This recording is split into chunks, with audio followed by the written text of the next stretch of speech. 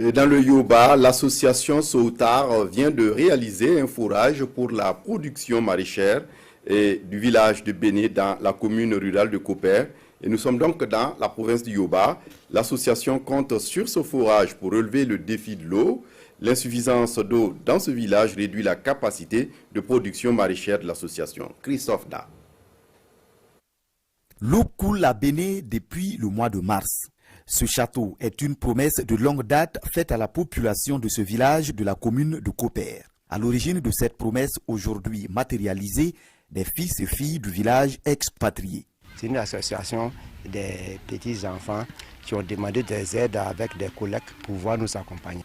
Déjà, on a l'eau, en tout cas, on est beaucoup conscients. On est motivés à ce moment pour voir que si c'est vraiment le taux. Depuis le château est arrivé aussi, dans le tuyau du château aussi a filmé.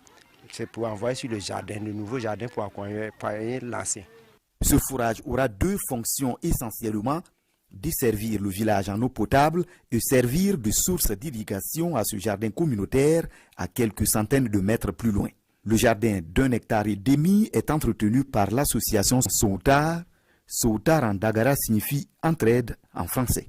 Le jardin, choux, tomates et autres. Donc, ce sont les animaux en tout cas qui ont rentré, gâté le jardin.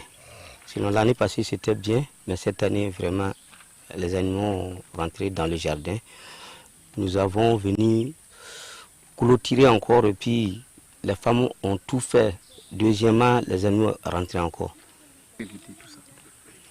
Vraiment, si c'était une mur, peut-être ça allait être mieux par rapport au grillage.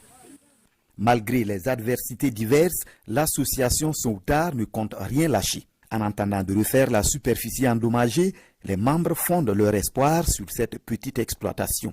Ici, l'association produit du baobab et du moringa depuis 2021 sur les conseils d'une ONG locale. Ce jardin est notre activité principale dans le village.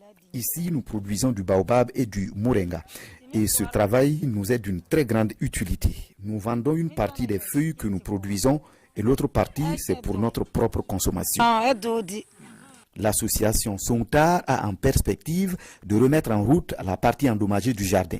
Elle souhaite également étendre la superficie d'exploitation afin d'améliorer les conditions de vie de ses membres et de toute la population du village.